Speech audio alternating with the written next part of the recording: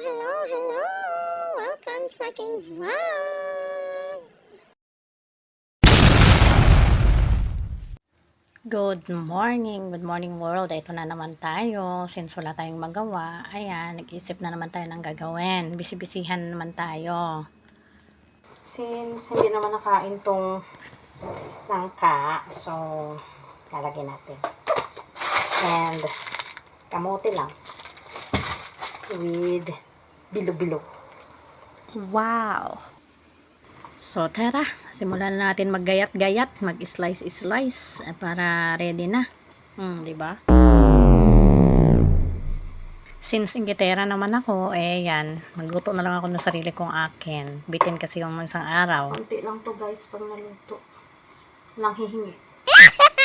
Konti lang.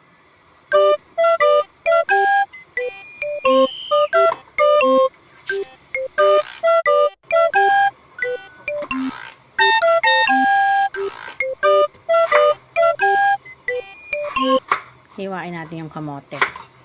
Pang isang tao lang talaga to guys. Para lang talaga to sa akin.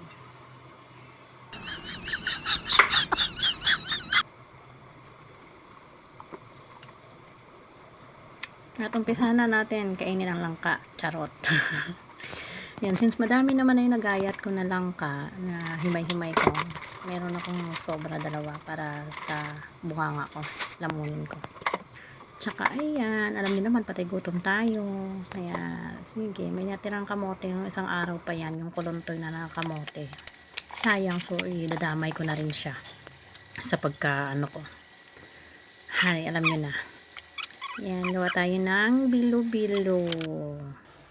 Medyo konti na nga lang yung natirang glutinous rice ko, pero marami na rin naman yan pag na pag nabilog-bilog ko. Maliliit lang yung gagawin ko, o diba? Para dumami.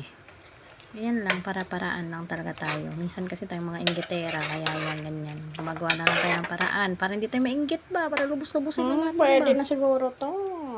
Ayan. Antayin ko na lang maluto yung bilo-bilo. Trap. Mas marami pa yung bilo-bilo. Lang sa sahog. Init. Sarap. Harap na. Kain na. Sarap talaga pagka marami yung bilo-bilo.